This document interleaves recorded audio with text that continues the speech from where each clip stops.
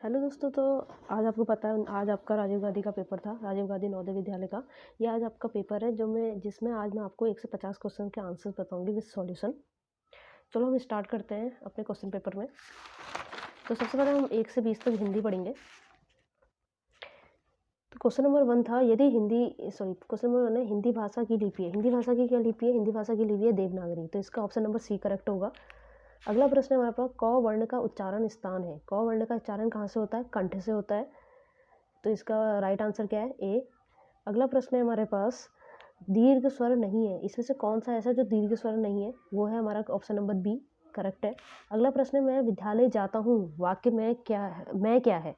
वाक्य में मैं क्या है? मैं विद्यालय जाता हूँ, वाक्य में मैं क्या है? एक सर्वनाम है। अगला प्रश्न है हमारे पास, वर्णों के व्यवस्थित समूह को कहते हैं। वर्णों के व्यवस्थित समूह को क्या कहते हैं? वर्णमाला कहते हैं। Option number D is correct. अगला प्रश्न है, किसी शब्द के बाद में जुड़ने वाले शब्दार्थ को क्या कहते हैं? प्रत्यय बोलते हैं। Option number C is correct. अगला प्रश्न है, पावक का संधि विच्छेद है। पावक का संधि विच्छेद क्या होता है? Option number D is correct है।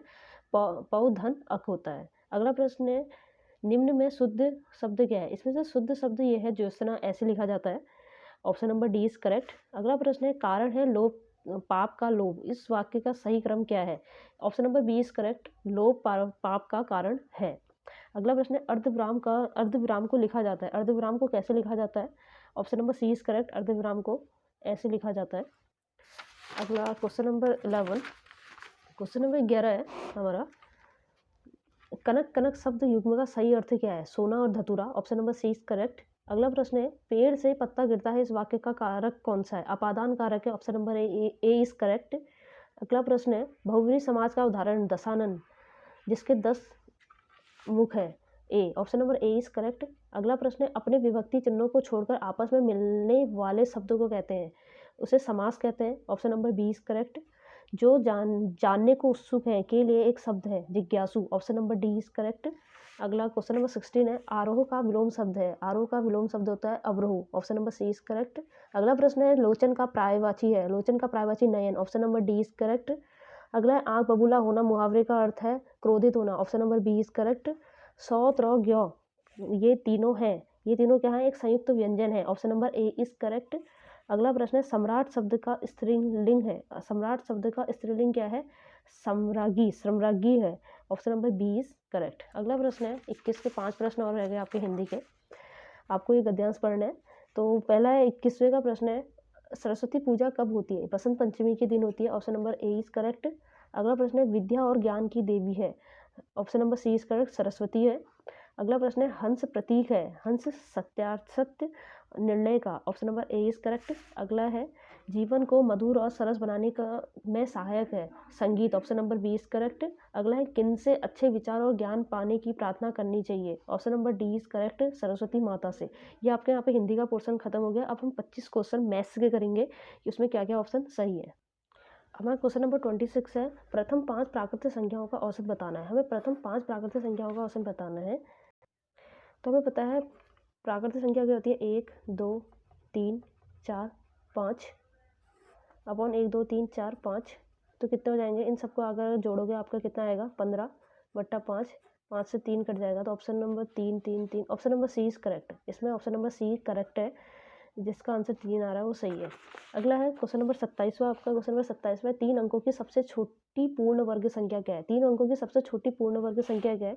इसमें 100 और 121 दोनों पूर्ण वर्ग है। ये 10 का होता है, ये 11 का होता है। तो सबसे छोटी पूछा है तो 100 हो जाएगा। Option number B is correct. अगला प्रश्न हमारे पास, 3600 सेकंड बराबर किसके होते हैं? 3600 सेकंड किसके बराबर होता है? 3600 सेकंड हमारा 1 घंटे के बराबर होता है। 1 घंटे को अगर हम मिनट में बदलेंगे तो 60 इंटू 60 सेकंड में बदलेंगे तो ये हमारा कितना हो जाएगा? 3600 सेकंड हो जाएगा। तो option number D is correct. इसका जिसने डी कर रखा है वो सही होगा। 29 वाला प्रश्न है, 2 अभाज्य संख्याओं का लघुत्तम एलसीएम बताना है हमें। 2 अभाज्य संख्या हमने मान ली, जैसे 2 और 3 मान ली, तो इसका एलसीएम अगर हम निकालते हैं तो क्या करते हैं? 2 3 6 गुणनफल करते हैं। तो हम क्या बोल सकते हैं? Option number C is correct हो जाएगा, उनका गुणनफल ही एलसीएम होता है। अगले प्रश्न पे जाते हैं। अगला प्रश्न है 30, इसमें लिखा है रोमन संख्या XC11 ये बराबर किसके हैं? ये है सी, इसको 100 बोलते हैं। 100 में से ये 10 होता है और ये 2 होता है। 100 में से अगर 10 माइनस करेंगे 90, 90 में प्लस 2 करेंगे कितना होगा? 92। तो option number B is correct, 92 हो जाएगा। अगला प्रश्न है 31, 300 विद्यार्थियों में से 120 लड़कियां हैं और शेष लड़के हैं। 300 विद्यार्थी हैं तो उसमें से 300 विद्यार्थियों में से सबसे हम पहले 120 लड़कियां घटा देंगे तो कितना आएगा हमारे पास 180। और हमें लड़कों का प्रतिशत बताना है। लड़के कितने 180, टोटल कितने थे 300 गुणा 100, 2 जीरो से 2 जीरो गए, 3 6 18, कितना आ गया हमारा 60% आ गया। इसका ऑप्शन नंबर ए हमारा करेक्ट हो जाएगा। अगला प्रश्न है हमारे पास, सबसे बड़ी भिन्न कौन सी है? इसमें से सबसे बड़ी भिन्न 1/2 है। Option number B is correct. हमें पता है कि हर में जो सबसे छोटा होता है वही सबसे बड़ा होता है, तो option number B is correct. अगला है 33, 55 डिग्री में क्या जोड़ें कि वो समकोण बन जाए? तो हम इसे 90 से माइनस कर लेते हैं 55 को। तो 10 में से 5 किया 5 3, कितना आ गया 35 डिग्री। तो option number A is correct. तो इसका आपका ऑप्शन नंबर ए करेक्ट हो जाएगा, 35 डिग्री। और अगला प्रश्न है हमारे पास, एक संख्या पे में 6 से भाग देने पर भागफल 7 आता है और शेषफल 3 आता है, वह संख्या कौन सी होगी? ठीक है, मतलब हमें ये भाज्य नहीं दे रखा है, भाज्य निकालना है। 6 भाग देने पर और भागफल 7 आता है, शेषफल 3 आता है, तो कितना 42। 42 में अगर हम 3 प्लस कर देंगे कितना आ जाएगा 45। तो इसका option number C is correct हो जाएगा, 45। अगला प्रश्न है 1 रुपये और 25 पैसे का आपको क्या बताना है? अनुपात बताना है। 1 रुपये को हम पैसे में बदलेंगे कितना हो जाएगा 100, और 25 भी पैसे में आ जाएगा। तो 100 से कितने आ जाएगा 4, और ये 1, तो कितना आ गया 4:1 आ गया। तो option number B is correct हो जाएगा, इसका 4:1। अब अगला प्रश्न है हमारे पास, अगला प्रश्न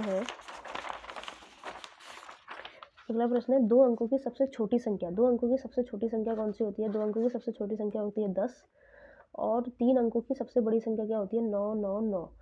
तो इनका क्या करना है, हमें गुणनफल बताना है। तो अगर हम इसको गुणा करेंगे तो कितना आएगा 9990, मतलब 3 9 और 1 0। वहाँ पे option number D is correct. और 37 नंबर वाला प्रश्न है हमारे पास, 28307 में 8 का स्थानीय मान कितना होता है? 8000। और प्रत्यक्ष मान होता है इसका, प्रत्यक्ष मान मतलब जाति मान, अंकित मान, सब प्रत्यक्ष मान होता है, वो 8 ही रहता है। इनका योग करेंगे तो क्या आएगा 8008 हो जाएगा। Option number C is correct. अगला प्रश्न है हमारे पास, 3 2/5 गुणा 5 5/6 गुणा 6/17। इसको पहले हम इसको सरल भिन्न में बदलेंगे। 5 या 15 16 17/5 गुणा 5 या 30 35/6 गुणा 6/17। 17 से 17 कट जाएगा, 6 से 6 कट जाएगा, 5 के बारे में 35 कितने बार आता है? 7 बार। तो option number A is correct, 7 इसका सही आंसर हो जाएगा। अगला प्रश्न है हमारे पास, 5 संख्याओं का औसत 20 है। 5 संख्याओं का औसत कितना है? 20। तो इनका योग कितना होगा? 100 हो जाएगा।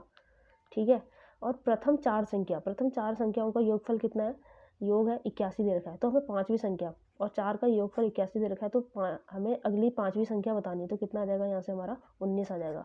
5वीं संख्या क्या होगी हमारी? 19। Option number D is correct. अगला है 5476। इसमें वर्गमूल ज्ञात करना था और आपके पास 4 ऑप्शन थे। आप इसके ना अंतिम अंक से भी देख सकते हैं। 4 चक्को 16, 4 4 16 होता है, ये भी हो सकता है 64, 8 8 64, ये हो ही नहीं सकता 66 68, 2 2 4, ये भी नहीं हो सकता, 4 4 60। इन दोनों में से कोई एक होगा। तो आपका option number D is correct है। 74 × 74 5476 ही होता है। हमारे पास अगला प्रश्न है, यदि कोई संभावित त्रिभुज ए ई बी ई का परिमाप, हमें एक ये दे रखा है, हमें एक वर्ग दे रखा है, ये DCAB, और इसमें एक संभावित त्रिभुज ये दे रखा है, इसकी वैल्यू है ई, और हमें बोल रखा है कि इसका परिमाप जो दे रखा है वो कितना है? 15। परिमाप क्या होता है? चारों ओर का योग होता है। 15 है तो एक कितना होगा? 5 होगा, ये भी 5 होगा, ये भी 5 होगा। अगर हम इन तीनों को प्लस करेंगे तभी 15 आ रहा होगा। तो ये 5 है, अगर ये साइड 5 है, ये भी एक वर्ग है, ये 5 है तो ये भी 5 होगी, ये भी 5 होगी, ये भी 5 होगी। अब हमें इस ABCD का परिमाप बताना है। तो ये भी 5 5 10 10 5 15 15 5 20। तो ऑप्शन नंबर 20 आपका करेक्ट हो जाएगा, 20 सेंटीमीटर। तो option number A is correct आपका। अब अगला प्रश्न पे जाते हैं हम, अगले प्रश्न पे जाते हैं हम लोग। अगला प्रश्न हमारा 42, क्वेश्चन नंबर 42। क्वेश्चन नंबर 42 पे हमसे पूछा गया है कि हमें दिया है कि वस्तु का अंकित मूल्य कितना होता है। हमें MP मार्क प्राइस दे रखा है 75%, 75 रुपये अंकित मूल्य दे रखा है, और हमें डिस्काउंट दे रखा है 20% की, और पुस्तक का विक्रय मूल्य SP बताना हमें। तो हम लोग SP कैसे निकालेंगे? जो भी हमारा मार्क प्राइस होता है, मतलब जो अंकित मूल्य गुणा 20% की छूट है तो 100 में से 20% घटाएंगे तो 80% आ जाएगा बट्टा 100। 1 0 से 1 0 गया, 5 से 5 एकम 5 5 जो 25, 5 2 जो 10, 2 4 जो 8, कितना आ गया यहाँ पे 60 रुपये होगा। क्या होगा इसका आंसर? 60 रुपये होगा। Option number C is correct. अगला प्रश्न है 5600 का 4% वार्षिक ब्याज की दर से 3 वर्ष का साधारण ब्याज बताना है। तो हमें पता है SI इक्वल टू PRT/100 होता है, PRT/100 होता है। तो 5600 गुणा 4 गुणा 3 बट्टा 100, 2 0 से 2 0 गया। अगर आप इन सबको गुणा करोगे तो आपका कितना आएगा? 6720 रुपये आ जाएगा। तो option number B is correct हो जाएगा 43 का। अब 44, क्वेश्चन नंबर 44 है आपका, यदि किसी संख्या को स्वयं से भाग दिया जाता है तो भागफल क्या होगा? भागफल क्या होगा? 1 होगा। तो option number D is correct होगा। अगला प्रश्न हमारे पास, निम्न में से कौन जुड़वा अभाज्य संख्या है? पहली बात तो ये आपके लिए एक नया प्रश्न था, जुड़वा अभाज्य संख्या। अब आप याद रखना कि जुड़वा अभाज्य संख्या क्या होती है। जुड़वा अभाज्य संख्या होती है ये सारी की सारी तो अभाज्य संख्या होती हैं, ऐसी 2 अभाज्य संख्या जिनका अंतर क्या आता है, जिनका अंतर क्या होना चाहिए? 2 होना चाहिए, उन्हें बोलते हैं जुड़वा अभाज्य संख्या। देखो ये भी अभाज्य संख्या, ये भी। अगर 11 में से 3 घटाएंगे तो अंतर 2 से ज़्यादा आ जाएगा। 5 और 7 इनका अंतर कितना है? 2। तो option number B is correct हो जाएगा हमारा, जुड़वा अभाज्य संख्याएं हैं। ऐसे 3 और 7 देखो इनका 4 का अंतर आ रहा है, तो option number B is correct हो जाएगा इसमें। अगला प्रश्न है हमारे पास 46 वाला प्रश्न है हमारे पास, 17 + 8 / 4 गुणा 3 - 1। तो यहाँ पे हम 17 + 4 दूनी 8 गुणा 3 - 1, 17 2 दूनी 6 - 1, 17 और 6 कितना होता है? 18 19 20 21 22 23, 23 - 1 कितना होता है? 22। इसका option number A is correct हो जाएगा 22। हमारे पास अगला प्रश्न है 47, वृत्त की परिधि दे रखी है हमें 88। वृत्त की परिधि कितनी दे रखी है हमारे पास? हमारे पास वृत्त की परिधि होती है 2πr और इसकी 88 दे रखी है।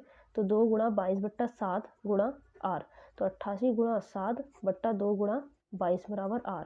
11 से 11 दूनी 22, 11 चक्को 48, तो 2 2 ये कट जाएगा तो कितना आएगा? r बराबर 7 आएगा। लेकिन हमें वहाँ पे क्या निकालना है? व्यास निकालना है। अगर हम व्यास निकालेंगे तो त्रिज्या का दुगना हो जाएगा, 7 दूनी 14, तो व्यास कितना आएगा? 14। ऑप्शन नंबर 20 करेक्ट हो जाएगा। ठीक है। अगला प्रश्न है हमारे पास 1/10 + 11/100 + 1111 अपॉन 1000 का मान बताना है। तो इसका क्या होगा आंसर? तो 1/10 को 1/10 + 11 ये प्लस, इन सबको हमें प्लस करना है। हमें पता है 1/10 को हम 0.1 लिख सकते हैं, इसको हम 0.11 लिख सकते हैं, इसको हम 0.111 लिख सकते हैं। तो यहाँ पे 1 2 3 कितना आ गया? 0.321 आ गया। Option number A is correct आ गया। 48 का ए आंसर सही है। आपके 2 प्रश्न और बचे हैं। यदि एक आयताकार पार्क है, वो कह रहा है कि एक आयताकार पार्क है जिसकी लंबाई है 100 और इसकी यहाँ पे चौड़ाई है 60, तो इसका क्षेत्रफल क्या होगा? 100 गुणा 60 कितना हो जाएगा? 6000। ठीक है। अगला है हमारे पास, इसने यहीं पे बोला पार्क के चारों ओर 2 मीटर चौड़ा रास्ता है। 2 मीटर चौड़ा यहाँ पे रास्ता हो गया। देखिए ये 2 मीटर चौड़ा, यहाँ से भी रास्ता है, यहाँ से भी रास्ता है, यहाँ से भी, मतलब ये 2 मीटर चौड़ा यहाँ भी है, यहाँ भी है और यहाँ भी है। तो ये अगर यहाँ पे अगर ये 60 था, अब ये कितना हो जाएगा? 62। यहाँ पे 100 था, 100 में 2 जोड़ेंगे तो ये कितना रह जाएगा? 102। तो इस पूरे का कितना आएगा क्षेत्रफल? 102 गुणा 62। 102 गुणा 62 करेंगे तो कितना आएगा आपका? 6324 मीटर स्क्वायर। ठीक है। अब आपको तो यहाँ पे अंदर हमें कौन सा बताना है? पथ का क्षेत्रफल। हमें इसका क्षेत्रफल बताना है। इसका क्षेत्रफल अगर हम पूरे वाले बड़े वाले से छोटे वाले को माइनस कर देंगे तो हमारे पास इसका क्षेत्रफल कितना आ जाएगा? 324 मीटर स्क्वायर इसका हमारा क्षेत्रफल आएगा। आज का हमारा लास्ट प्रश्न है 17/25 को प्रतिशत में बदलना है। प्रतिशत में बदलने के लिए हम क्या करते हैं? 100 से गुणा करते हैं। 25 चक्को 100 हो जाता है और 17 चक्को कितना होता है? 68 होता है। तो इसका option number D is correct हो जाएगा 68। तो यहाँ पे आपके 1 से लेकर 50 तक प्रश्न पूरे हो गए। अभी शाम तक मैं आपके लिए 50 से 100 तक मानसिक योग्यता के प्रश्न भी लेके आऊँगी। तो थैंक यू।